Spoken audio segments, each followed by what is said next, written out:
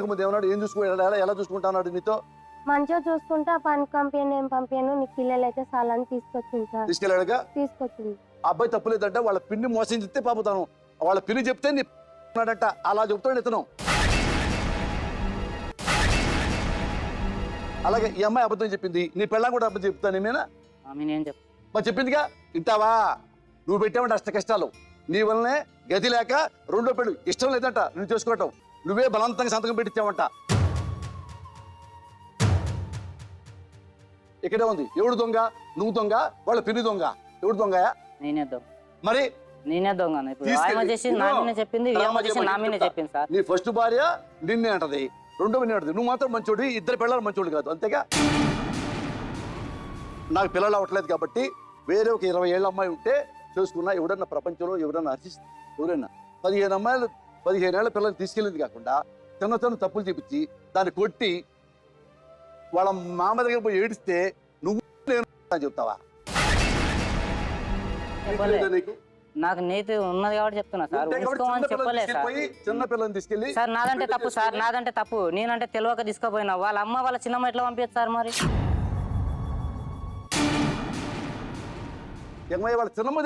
అవును సార్, మళ్ళీ నా సిగ్గు పోయింది కాదంటే నేను ఫస్ట్ పంపించింది కదా. సిగ్గుపోతే లేదంటే వాళ్ళ మీద ఎంత మాకు నాకు తెలియదు సార్. మరి ఏం తెలీదు? పెళ్ళాన్ని కొట్టడం తెలీదు, ఆ పెళ్ళాన్ని బెదిరి సంతకం పెట్టడం తెలీదు. నేను రెండో పెళ్లి వేసుకోవాలి, వేరే అమ్మాయి పక్కన సంతకం పెట్టుకోవడం తెలియదు పెళ్ళంతో పంచాయతీలో. ఈ పెళ్ళ కొట్టడం తెలీదు. నువ్వు మంచోడివి, అంతే నువ్వు చెప్పదలుచుకుంది ఇక్కడ. 3 ఏళ్ళు నువ్వు పిల్లల పుట్ల ఏం చెబుతున్నానికి వచ్చేసి పద్దాకి వాళ్ళ అమ్మ ఇంటికి వెళ్తుంది. ఎందుకు వెళ్దా? చిన్న పిల్లయ్యా, చిన్నపిల్ల. నువ్వు బుద్ధి చేయొద్దు. చిన్నపిల్ల వెళ్ళకూడదు చెప్పాలిగా, వెళ్తే తీసుకురావాలిగా. అమ్మాయికి ఏమైనా 5 ఏళ్ళు ఉంటే, నీ పిల్ల వయసు ఉంటే అటు వెళ్తుంటే ఎందుకు వెళ్తే అడుగుతుంది. ఆ పిల్ల అడుగుకునే వయసు 15 ఏళ్ల పిల్ల. ఆమె వెళ్తే ఏం చెబుతున్నావు? పద్దగా ఆ ఇంటి ఉంటుంది చెప్తావా? అంటే ఏంది? ఇప్పుడు పిల్లలు పుట్టలేదు, తీసుకోవాలా? ఇంకా ఈ అమ్మాయి చెల్లెలు ఉంది, అమ్మాయి చేసుకోదట రెడీ అయ్యేవంటగా. నీ పిల్ల చెల్లెలు కూడా రెడీ అయిపోయావంటగా ఆల్రెడీ. నేను విన్నాను.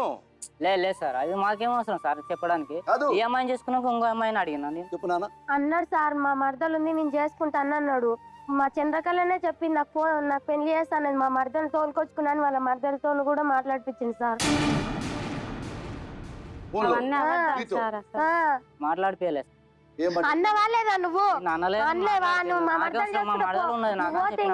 ఇంకో పిల్ల వస్తుంది పానని చెప్పింది సార్. ఎక్కడికో దారి తెన్ను కానకపోయావి, ఏదేదో ఆశతోటి బాటలు వేశావి. నీ సొంతం అయ్యేవారెవరు, నీ బాధను తీర్చేవారెవరు, నువ్వు బతికే బతుకుకి. అసలు ఇంకొకటి సార్, ఇక్కడ ఇది మన ఈడు పక్కన కూర్చుని మాట్లాడాలన్నా కూడా కొంచెం నాకు ఇబ్బందిగా ఉంది. ఎందుకంటే సాటి స్త్రీగా నువ్వు మాట్లాడి వెళ్ళిపోయి, నువ్వు నిజంగానే 11 సంవత్సరాలు అయిందన్నావు పెళ్ళయి కనుక. అప్పుడే కనుక నీకు పిల్లలు పుడితే ఈ పిల్ల కంటే 3-4 ఏళ్ళ చిన్నపిల్ల ఉండేదానా? అలాంటి పిల్లతోటి నీ భర్తకు పెళ్లి చేసావే, నువ్వు అసలు మనిషివేనా అమ్మా?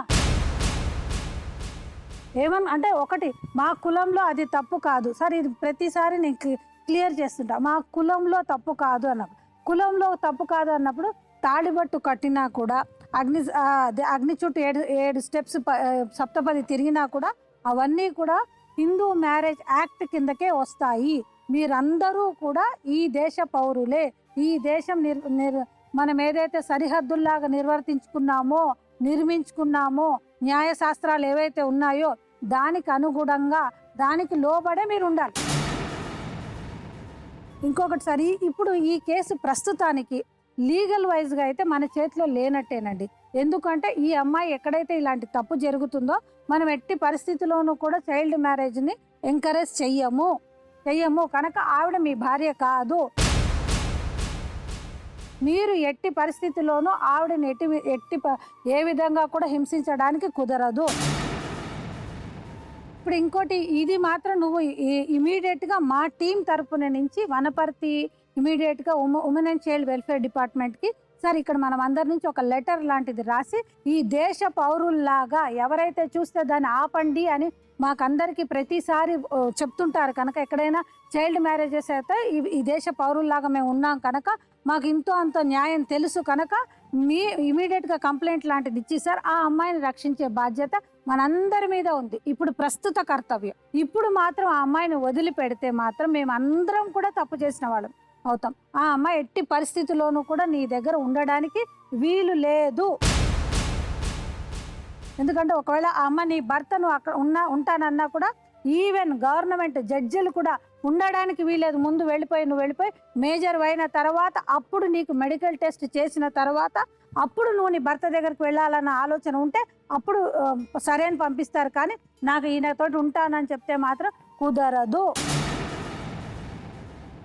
అంటే కుదరదు. అదొక్కటి మాత్రం చాలా ఓపెన్గా నిక్కచ్చిగా మేము చెప్పాలి. నిక్కచ్చిగా చెప్పాలి. చెప్పనని పరిస్థితిలో ఉంటే మాత్రం ఏమైపోతుందంటే ఇలాంటి పేపర్లు రాసుకుని అంటే ఇందాక 2000 ఓలే అన్నట్టు ఎట్లయితే చూపించాడో అలా భూమి నిన్ను ఆశ చూపించి మళ్ళీ నిన్ను అతన్ని నీతో సంసారం చేసే అవకాశం ఉంటుంది. నీకు మళ్ళీ రేపొద్దున బోల్డ్ అన్యాయం జరిగే అవకాశం ఉంటుందమ్మా.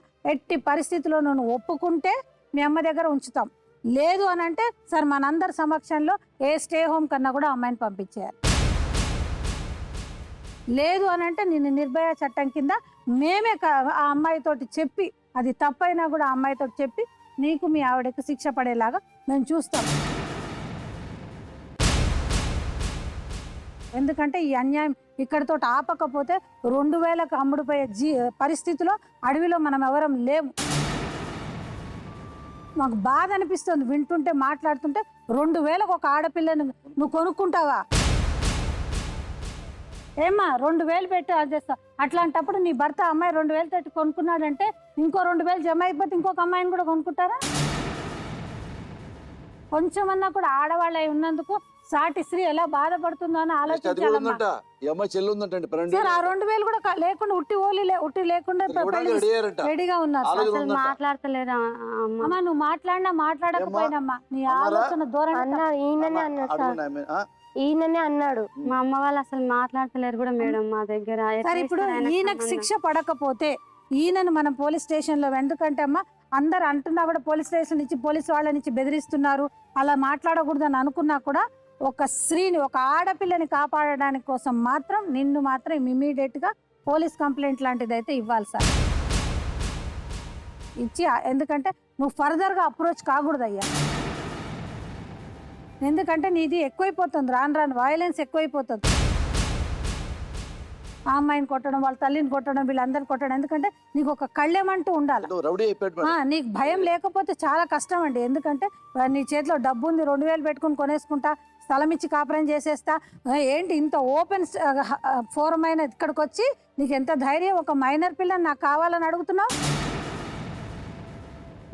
నీకు రేపొద్దున అయిపోతే నడి సముద్రంలో నిన్ను వదిలేస్తాడు.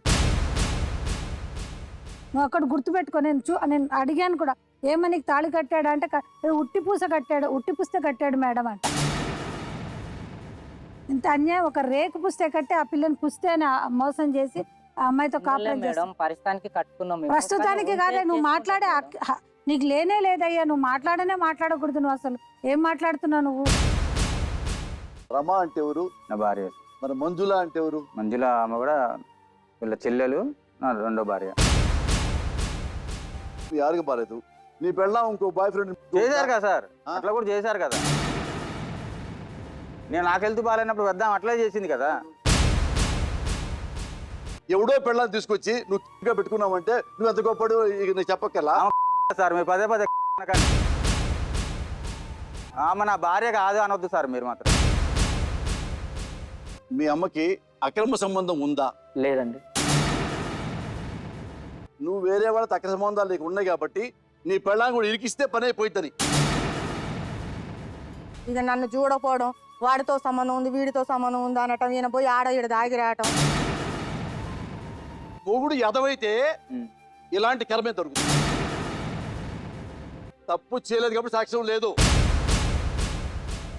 బ్రహ్మ దేవుడు వల్ల కూడా కాదు. ఆడదాన్ని తప్పు చేస్తే పట్టుకోవడం బ్రహ్మ దేవుడు వల్ల కూడా కాదు.